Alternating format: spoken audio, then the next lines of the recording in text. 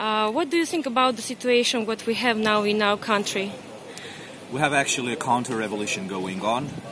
The people who have usurped the power, the so-called interim government, or acting government rather, is conducting a coup d'etat by refusing to hand over power as it was agreed and settled between the people represented by the opposition leader Nikol Pashinyan and the acting so-called Prime Minister Karen Karapetyan.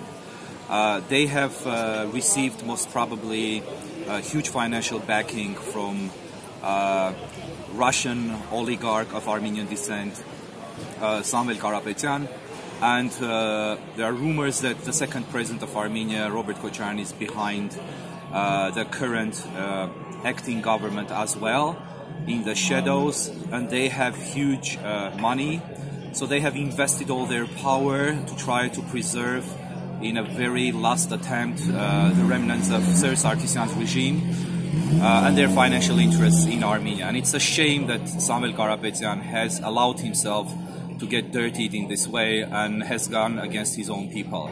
But the revolution is continuing, the people are in the streets, everybody is protesting, and at 7 p.m. tonight everybody will be in the streets. That is the mood in the city. The morale in the police forces is extremely low, and I guess very soon there will be mass side switchings.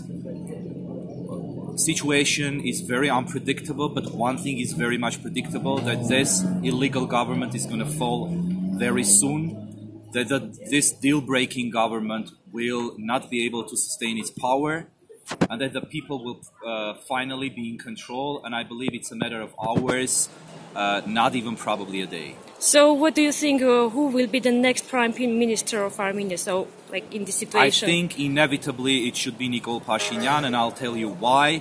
Of course, he has no experience of governing a country or being a high-ranking executive official, but that doesn't matter at all, because he is the one who singularly led the people from a very small group to this huge national revolution, who gained the trust of the people, who by his actions galvanized the people, and who's leading them right at this very moment.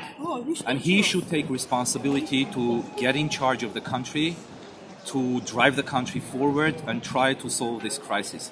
He's the leader, the singular leader of the opposition, and he's the one who should be inevitably in charge. And what would you tell about the negotiations between Armenia or other countries after Nikol Pashinyan is elected, or he's already Prime Minister?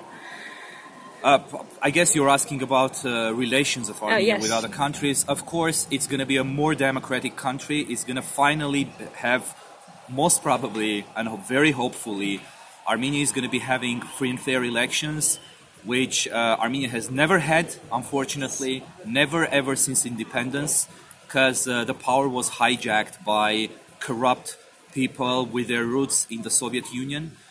And Karen Karapetyan is one of the very last remnants of that type of people, aside of his nice looks, about which people talk a lot, and aside of his image and appealing image, but which is an outer shell only, because we saw that the substance is very deceptive, the substance is anti-people, and he's being manipulated and acting as a puppet. The relationship with the West naturally will be very good, and I hope that the relationship with Russia will also be very good, because Armenia has no alternative to good relations with Russia, but at the same time Armenia has absolutely no alternative to good relations with the West, with the East, and with everybody except its own mortal enemies, and everybody knows who these enemies are in a very, very close neighborhood on the edges of the borders. So there is going to be absolutely no problem about this. I have no worries about the future stance of Armenia in the international community.